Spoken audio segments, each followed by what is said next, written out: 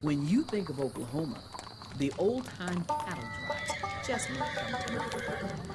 Or you might think of tornadoes, maybe cowboys. But an all-female town? Probably not. I always heard. I grew up right here. My folks grew up right here.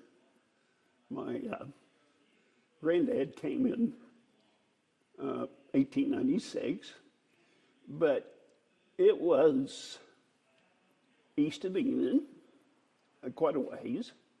But I'd always, of course, it was a town settled and built by women. For 12 weeks, the small town of Bathsheba existed, or didn't, because there are no records. Rick Simpson, owner of the Simpson Mercantile in Enid, says somewhere between his city and Perry, Oklahoma, 33 women created a town. History proves the farther you get away from something time-wise, the more stories spring up. The Mercantile is a museum of pioneer days and Western movie sets.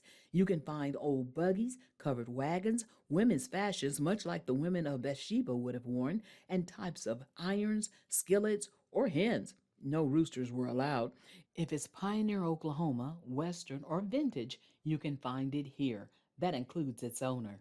As time goes by, if there's no steady flow of income, they kind of just dry up and blow away. Let's not stop there.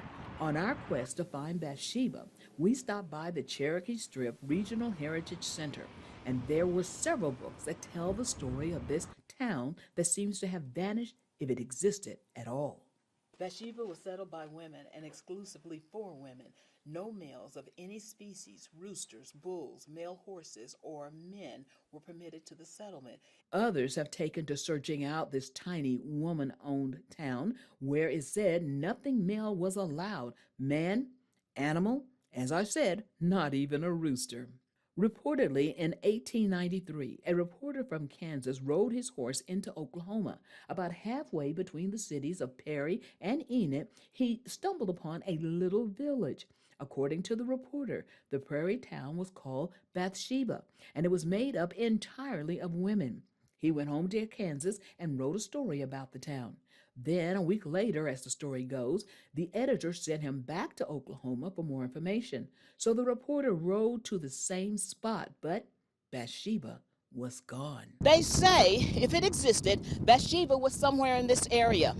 Did it happen? Well, we don't know. But if it did, then Oklahoma women can smile that a group of women got together, created a town, homesteaded it, and made it work even for a little while.